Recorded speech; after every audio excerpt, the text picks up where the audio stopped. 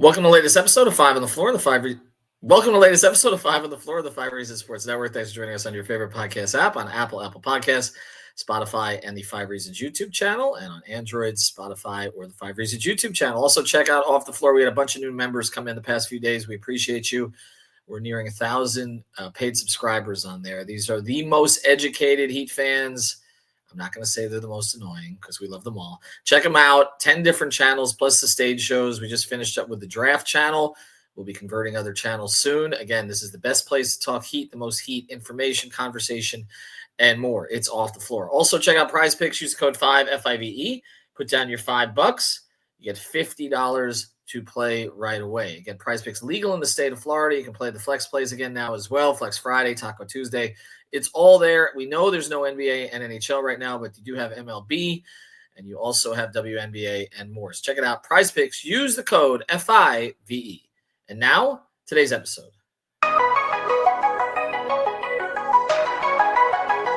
Mercy. Luxurious. Heat Nation. Yeah. Mercy and Lago. Down to Biscayne. Yikes. Five on the floor. Ride for my dogs. Where here's the thing. You can check the score. Hustle hard, couple scars. Wearing bubble frauds. Down to Biscayne. Kept the floor playing. Got an all band. Y'all seen the block. Stop with one hand. And Pat we trust. It's power have the guts. We're here to bring the heat. Y'all can hang it up. Welcome to Five on the Floor, a daily insider show on the Miami Heat and the NBA, featuring Ethan Skolnick, Greg Sylvander, Alex Toledo, Brady Hawk, and others from the Five Reasons Sports Network. Also, make sure to subscribe to Off the Floor for the most heat anywhere.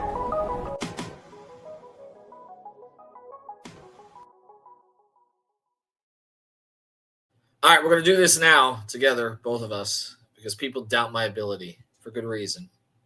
Today's floor plan, I'm Ethan Skolnick. You can follow me at Ethan J. Skolnick with 5 Reasons Sports. I got Brady Hawk. You can follow me at Brady Hawk 305, fresh off the Miami Heat making their draft pick at number 20 last night, coming to you on Thursday prior to the second round. The Heat do not currently have a pick. They could trade up and get one or trade in and get one, but I'm not expecting it. Okay, ready? Kasparas Jakucionis. Very good. Jakucionis. So I'm not in your bucket here. Like this is. What do you mean I'm not in your? You're not in my bucket. Because I'm not the one that's over here botching names. Just because you have an easy name. Just because you have an easy name to pronounce. That's all. Like I said, I told people I'm still trying to figure out Dwayne Wade and Kel'el Ware.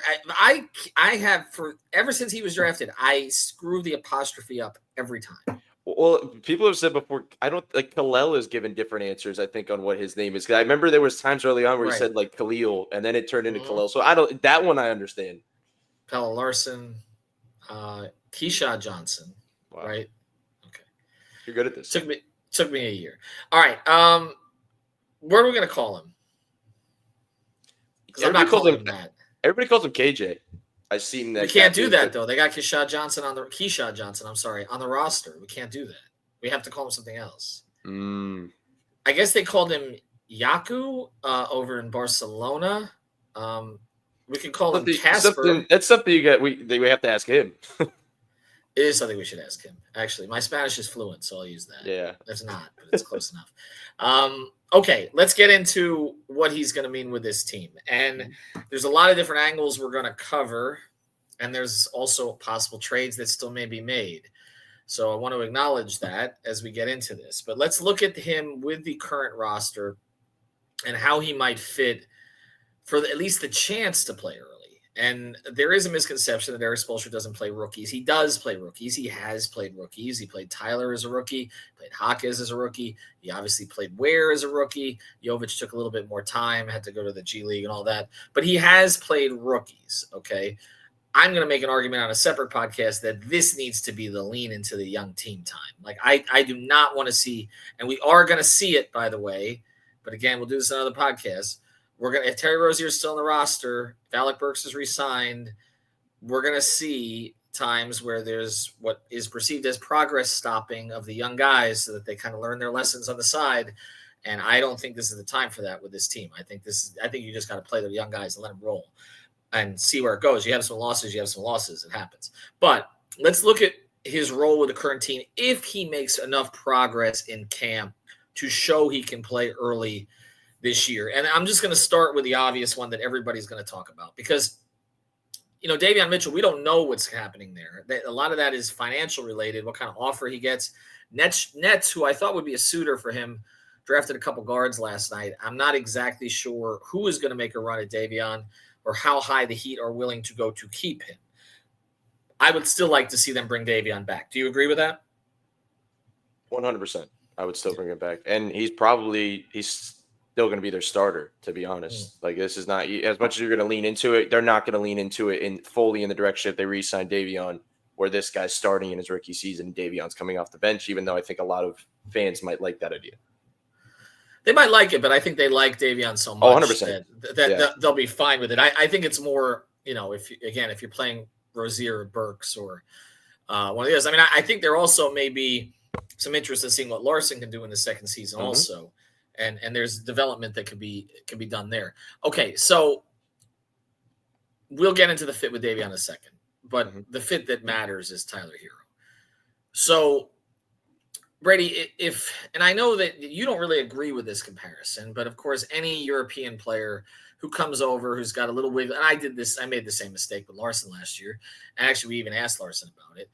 Any player like that who comes over and into the Heat organization in particular, we're going to hear and make the Goran Dragic comparisons, especially because Goran should be hired into the front office any day now. Okay. And he's been around the team for so long. First thing, do you see much Dragic in his game? And I'm asking this question because we saw Dragic play with Tyler.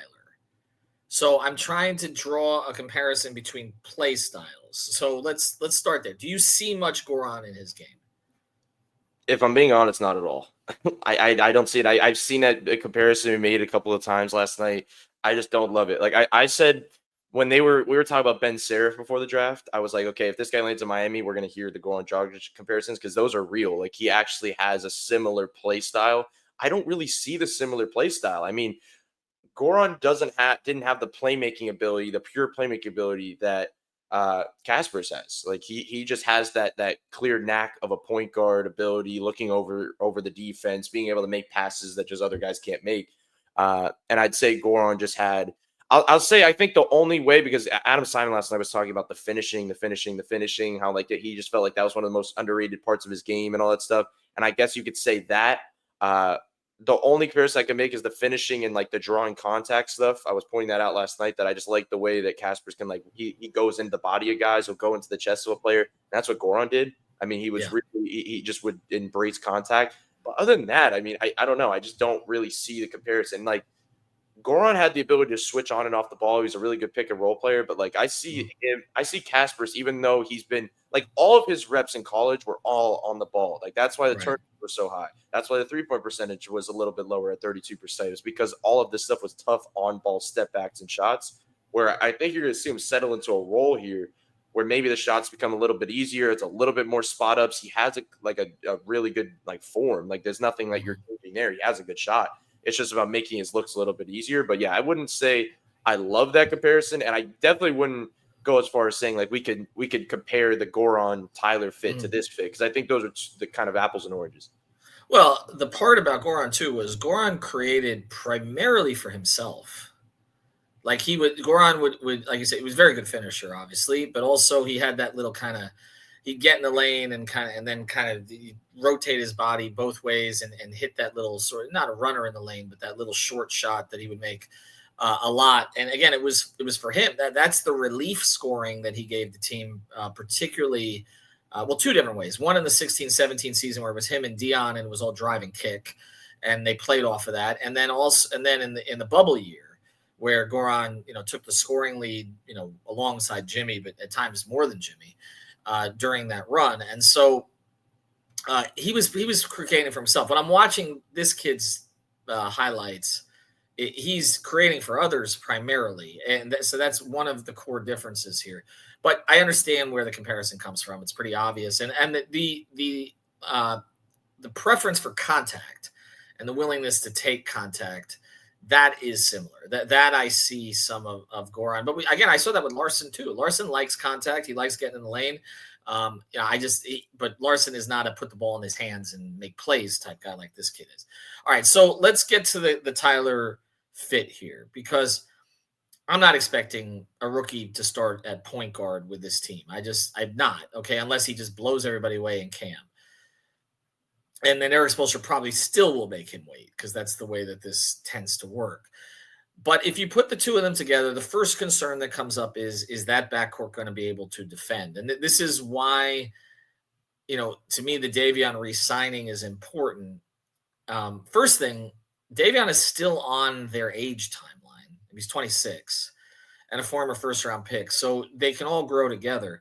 But also, in my view, if that ends up being your three-guard rotation, which would be terrific if that's the case, it's better than the alternatives they have currently. If that ends up being their three-guard rotation, then Davion's going to be basically taking the tougher assignment, obviously, in all those cases. And that's going to allow them to try to hide the other one defensively. But there's also going to be a time that they're going to need more offensive creativity, and that's where these two guys may play together. And I'm talking about Herro and KJ. How will that look on defense? Let's start there. Is that playable from what you've seen of his defense? Yeah, I'm really interested to see what he looks like defensively at the next level, because I wouldn't call him the defensive stopper. I'm kind of have questions if he could kind of stay the lateral quickness in front of certain guys, in front of these like quick guards in the NBA. But like the one thing that jumps out is he does have like the energy, like the will, like he fights through screens. At least in college, he would rise up for a bunch of blocks on jump shots. Like he had the ability to chase, and he just went after it. Kind of like Pella's a better defender, but it's like kind of that type of mold where he just kind of gets after it. I would say, I think at least, especially early on, if you're playing Kasparas and Tyler together, it's probably something, if the roster is exactly what it is right now, it's probably like Wiggins, Bam, and Ware as the other three guys. Like I think you're going to put a bunch of pieces around it. Like we were joking around before we started this and saying Duncan at the three. Like you're not going to see any offensive guys at the three with those two in the backcourt. I think they're going to mold things around those lineups. Aside from that, before I get into the fit with Tyler and him, I will say that the first thing I think of when I think about like fits and lineups is like, I like the idea of them playing together, but I think at least early on, I don't think they're going to be linked all the time. I almost think Kasparas would be running a second unit lineup, and I think Ware would kind of get in the second unit with him, because I really do think that would be a really nice combo. I think Spo might have a heart attack because he's relying on a 19 to 20-year-old to run the offense and run pick and rolls. But there's somebody else I think you would put in that mix if he's here, which is Nico. That's where I was getting at too, and that's where it becomes dynamic. That's kind of the most intriguing fit to me on the roster, is how you could use those two together, because I mean, you have a 6'10", 6'11" point guard that you were running before that has the playmaking ability that could read over the offense, but now you add a 6'5" pure playmaker that plays this role. Ideally, it doesn't make Nico become a pure spot-up shooter, and that's kind of what I really would like them to figure out this offseason, is what Nikola Jovic's role is going to be on this roster. Because if you're running him in those lineups and make him stay in the corner constantly and play that role, I just don't love that. I think Nico is better with the ball in his hands. So if they could find a way to kind of recreate, and we talked about them kind of recreating this offense, but creating a motion offense where they could just kind of ball doesn't stick, constant ball movement. They don't have ISO players in this roster anyway. They shouldn't be playing this slow, bogged down play style, but playing a little bit faster in the half court where the ball swings a little bit. I just think those two guys would be interesting. But back to Tyler for a second.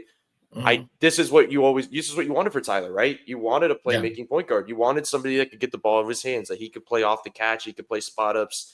I just think he's somebody, because a lot of he's not, when I was looking at some of his film, it's he's not somebody that he could find the big man. He's a good lob thrower. He could find guys inside, but a lot of stuff was him getting downhill and making kickouts, him flying off the screen and throwing a weak side pass back to the other side wing, where I think Tyler really could benefit.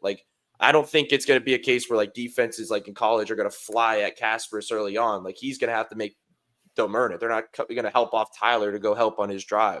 But eventually you could get to that point that he could just make those type of reads that I do think they could play off each other. And Tyler likes to play fast. This guy has the ability. I remember I saw some people talking about Tyrese Halliburton. He was trying to play and stuff. I mean, if he could play at that speed and try to improve the speed of this roster, I think that would help Tyler and the rest of the guys out as well. Well, and I think if you could get him, like I said, you lock him in the gym with Jovic and you build their chemistry together, then you are bringing off a second unit where the two of them, I think, in front court and back court can play off of each other. There's one, again, these comparisons keep getting made, but when I watch some of his passing ability, the guy that he actually reminded me of the most who played for the Heat was Jason Williams. He's not as, the thing with Jay Will was the whole white chocolate thing, out of control at times in Sacramento. A lot of stuff on the break, obviously, transition, a little too much. There's a little too much juice in his game at times. The Heat knocked that down. They had him playing like a traditional point guard to the point that we were like, we want to see more of Jay Will. Ultimately, they won a championship, so it worked. But he would make a lot of sort of creative passes in the half court. And when I watched some of the film yesterday, or some of the video yesterday, it looked like there were some similarities there as well. So it may be a little bit more of that than Dragic. I mean, either way, if you can get a guy who can bend the defense with his passing, which is something that they really have not had a lot of, that would really help this team. And I'm with you as far as style. And that plays into that other podcast we're going to do. I think they need to play the young guys and they need to play free. The style they had for Jimmy Butler does not work with the current roster at all. And also timeline-wise, age-wise, does not work with it at all. This is not a group that's going to get to the line a lot. That they need to be able to play free. And it's funny because Spo's coaching this team, but when things you're talking about are like the things Steve Kerr does in Golden State. Like there needs to be more read and react, play motion, play off of each other in that way. And I'm sure they know that. I'm sure he knows that. And there's no more universal play style in the league. We were doing those podcasts on like the Thunder and Pacers and play styles. Like the Thunder now, like they won a championship shooting a bunch of mid ranges. The Pacers got to the finals off like playing a fast paced play style. Like it's not like how it was before, where it was like the whole league was just shooting threes and it was whoever shot the best percentage was going to have the best chance later in the playoffs. Like it feels like you can adapt to different play styles right now with the way the league is kind of just wide open. So I would like them to adapt to that. I saw that the clip going around of Adam Simon, like looking at Spo, and he was like I finally got you a point guard. Point guard, right? Like now it's time to utilize the point guard. Now it's time to base an offense around a traditional point guard because, like you said, like they haven't had that. Like they have not had this type of player to build around. So now it's time to adjust some things and figure out some. Look, I think the number one thing is like. The number one thing that we kept hammering, like even when Jimmy was, even let's just say the year before when Jimmy was still engaged, it was like they were becoming too predictable offensively. They still have become too predictable offensively. Every time they came down to court, it's going to be a Tyler Bam pick and roll. It's going to be, if Duncan's in the game, it's going to be a handoff. They can work some certain things, but there was just not a lot of creativity. It was just a lot of base offense. And a lot of that was because of the roster. A lot of that, it's not just the creativity of the coaching staff. It's just they don't have the players to base off a new offense. I'm not saying the guy that you just picked 20th is changing the trajectory of this team. I'm not saying the guy you picked at 20 is going to change the trajectory of being a bottom 10 offense to a top 10 offense. But I do think they have kind of a little bit more creativity when you add a playmaking point guard to the mix, that they can at least run different things. They could keep defenses on their toes a little bit and just maybe get just to a little bit more motion that they did a couple of years ago. They still don't have a ton of athleticism, and they don't. A lot of guys that get to the line or break you down off the dribble. They don't, like, consistently. So it is going to have to be about motion, creativity, playing off each other, and playing, honestly, more of a European style of ball.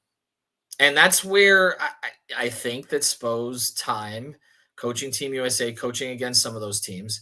Now you added this guy to Jovic. And I want to see them go that direction. At least they'd be more fun to watch. Like what we've had to watch lately, where it's pulling teeth, and then like have Jimmy save you in the last 6 minutes. I mean, even before the Jimmy thing went off the rails, it was getting a little exhausting. All right, you know what is exhausting? Sending money to somebody and not knowing if they're going to get it. That's why you got to be not subscribed. You got to download Cash App like everybody else here at the 5 Reasons Sports Network. Sorry, it was a late night voice, a little shot as well. Making money moves should be easy, and that's why there's Cash App. It's fast, safe, and honestly just way more personalized than the other apps out there. No extra hoops to jump through, no extra stress. All the tools right there to help you cash in. Plus, Cash App actually feels safe. They look out for you. Something seems sketchy, they'll warn you, make you think twice before you hit send. If for whatever insane reason you don't already have Cash App, just download it from your phone's app store. Enter our code that's on the floor in your profile. Send $5 to a friend, and you'll get $10 just for getting started. For limited time only, new Cash App users can use our exclusive code to earn some additional cash. Again, there's no catch. Just download Cash App and sign up. Use the exclusive referral code on the floor in your profile. Send $5 to a friend. Within 14 days, you get $10 dropped right into your account. Terms apply. That's money. That's Cash App. All right, let's quickly look at the front court here. Because we've talked so much about the fit between Bam and Ware if they're leaning into this. Right now, Andrew Wiggins is the starting small forward. I don't know if that'll even be the case as of 24 hours from now. So it's hard to really say. I don't think there's another option currently on the roster. I don't think it's going to be Pelle Larsson. They're not going to start Keyshawn Johnson up front with them at this point. I don't think it would be Haywood with this mix. He's in the last year of his contract. He may be moved too, but if he's back, do you see any chance Haywood would be the 3? No, I think it would. If it was, first of all, if Wiggins is gone, it's probably the guy they get back, and that deal is probably going to be their starting 3. Honestly, like I don't think that's ridiculous to say. But if it's not that, I would say honestly Nico over anybody else on the roster. I think they would force that Nico at the 3 and Davion starting, and they could stagger from there. But I think they would lean into that before anything. Like we keep saying, offense, and if they start, and I love Haywood. I think Haywood's role in this team is great. But putting Haywood at that, Davion at the 1 with Haywood at the 3 with Bam and Ware, like let's just get to the summer league in 2027. Yeah, I know exactly. Well, they are going to be summer league champs. They always are. All right, so Bam and Ware with this kid. Now, the obvious thing is, as you mentioned, he throws a decent lob, which is not something. I think Tyler throws a decent lob at times. Davion, I thought, showed some acuity for it. We expected it more from Kyle, I think, than we really got it. Dragic was a bad lob thrower early on in his Heat tenure. He became much better early. Most of it was blamed on the fact he would get frustrated at Hassan because Hassan would screen the wrong way, which happened a lot. But it took until like Goran's last 2 years before I thought he got really good at it. Obviously, Dwayne was the lead at it, but they haven't. Bam has not gotten easy. Let's start with Bam. He has not gotten consistent, easy baskets as a result of his guards' actions, not like other bigs have gotten, correct? 100%. Can this draft pick solve that? Solve that? I mean, so the reason I keep gravitating toward the Ware part of this is just because, like, Ware's not somebody that could create for himself. He needs somebody on the roster that could create for him, that can get him the ball in those positions, like just get him over the top. It doesn't even have to be a lob out of pick and roll. It could just be getting him the ball on the short roll. It could be just finding him over the top, just in general drives off catching, attacks. But like, that's the reason why I get intrigued with Ware, just because I know this guy has the ability to just read the game at an extremely high level, get him over the top. But that doesn't mean that he can't help Bam as well. Bam, you kind of skip over because Bam has the ability to create for himself a little bit, and he doesn't have to rely on this. But everybody else in the league, these other, good high-level bigs, has the luxury of getting those easy relief points, and he hasn't had that luxury in quite some time. Like, he has not had that ability. It's why, I mean, when they got Kyle, that was kind of the player we were most excited for, was what he was going to do for Bam. There was some moments. I mean, I remember I used to point out the fact where he would like give Bam the ball back and like force him to go attack. And we were picking at hairs. I feel like at that point, like we were like really trying to find stuff. I don't think, and this isn't to diminish Kyle's role in that first year, but I just think it wasn't elevating Bam's game to that point. Right. Like, it wasn't changing his trajectory as a scorer. And I don't think that's going to happen here either. I don't think it's going to, I just think you need to have pockets of the game where you make things easier for him. Like, it can't always be him trying to take tough shots, take those tough short jumpers and all that stuff. Like, you just have to, it's not going to be consistent because, look, here's the reality of it. If Kasparas early on in his NBA tenure, he's going to have to just try and drive and get finishes at the rim, because nobody is going to respect the rookie when he's coming off a pick and roll with Bam. Like, they're going to gravitate toward Bam. They're going to gravitate, honestly, toward Ware still. They're not going to overplay this guy in a pick and roll, and you're going to see a ton of lobs early on. the way you make them pay is he has to be hard at work on attacking and just trying to get finishes at the rim to make teams say, okay, we have to worry about this guy and step up a little bit. And then that's when his playmaking comes into play, because that's ultimately he had the respect in college on a lot of those scouting reports. So that's going to be the interesting part of this, and that could open things up. And then there's still the aspect, like they're going to stagger Bam and Ware, but the whole idea of next season is to play Bam and Ware together. Right. And the whole, like we were mentioning, like of like them bogging down the offense with those guys and like not having, guys that can create off the dribble or attack. You need a playmaking point guard to put those guys in the position if the spacing's not great. You have to have the ability, like when they were running that high-low stuff, it was working and all that last year. But like they need somebody to put them in a position. And look, it's not only always the easy lobs. It's also like just knowing when to hit a pocket pass, knowing when to hit guys in those certain spots. Like they can benefit in a lot of different areas. And if he gets to the point where he's like drawing that extra defender, getting downhill, the pick and pop stuff opens up and everything from there can kind of come. So I'm more than the Tyler thing. The Tyler thing's great. I mean, they could play off each other. I think they'll figure out the stuff offensively. I'm more intrigued with what could happen with Bam and Ware. Like what does it look like, at least in his rookie season? How much easy opportunities is he going to be able to create for those guys? All right, I'll throw one curveball at you because we're talking about this on our thread right now, which you'll probably see when you get off. If they got Jonathan Kuminga, who's an athlete, obviously, does that I mean, again, I would think a guy who can get up and down the floor. Kuminga needs a little bit of space. He's not a great shooter at this point. I know that was an issue with Kerr and some of the shot selection there. But again, it feels like a guy that he could run with, right? Oh, 100%. I just don't love the idea when I'm first thinking about it, like of Kuminga, Bam, Ware. I just think, I keep saying it, but like, especially when you add a playmaking point guard, yes, the roll bigs that you could throw lobs to are great. But you know what's better? A ton of shooting. And they just don't have a ton of shooting. Like I look at this roster and I know they're at a place where we're going to probably talk more about Kuminga. I think it's a fine player to cash in on if you want like a young player just to add in, if it's not going to cost you that much and it's not hurting your short-term or long-term future. Like, I think that's great. And I honestly do think like they could play a fast style, maybe off the bench, like in certain lineups, like they could do certain things, but like, this team is just missing shooting, and then adding Kuminga to the mix and everything. I just think they're going to get hurt in that regard. Where teams, look, we could talk about them like finding the bigs inside, but when the entire defenses and scouting reports are packing the paint against you, when they're not worried about any of your shooters, I mean, it's going to get tough. It's going to be really hard to create any offense, and we're back at square one. So, I think it would be a fun fit. I think they'd play well together, but I'm still looking at the roster as a whole and just saying, can there be some shooting added here, even though they don't have any roster spots? When can they extend Duncan? That's it. Extend the Duncan Robinson build. You're right. The shooting is an issue. There's no question about that. I mean, you can get internal improvement, but you're also probably going to get some regression. I don't know, even if you bring back Davion, he's going to shoot like he shot last year.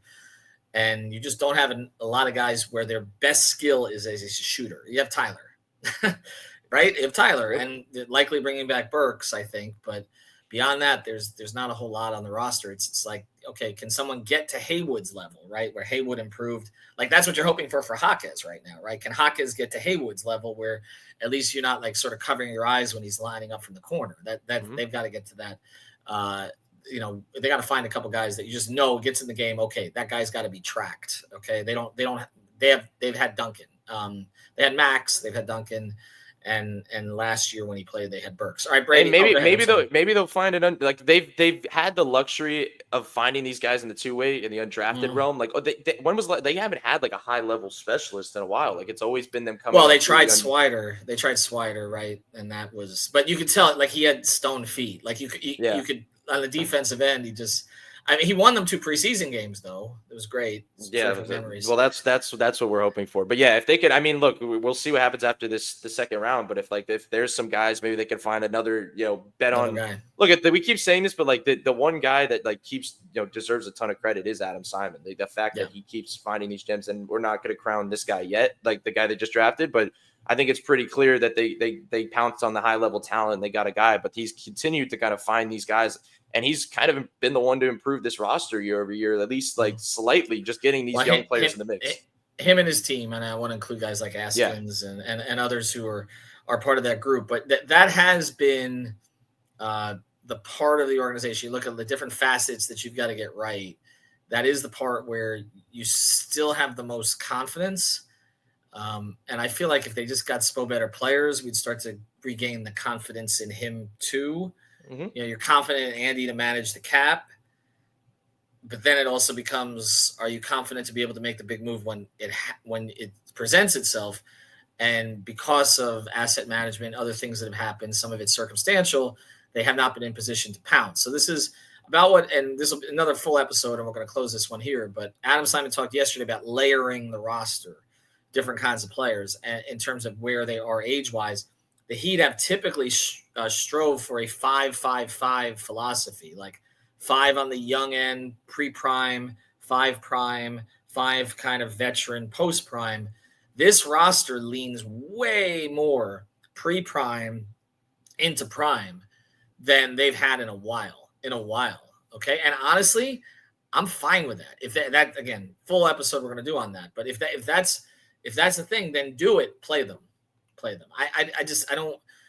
We don't need to watch some of these guys that are just to show them the way type guys and all that kind of stuff. I mean, K-Love will be on the roster for, comic relief and all the other things that he does provide, which are important. But other than that, like I don't need to see the vets, and please do not give me 40 minutes of what we saw last year on a regular basis. Anyway, Brady, appreciate it. Follow at Brady Hawk 305. We'll have more episodes coming up, and then second round coverage tonight. If the Heat do anything, we'll break in and go live.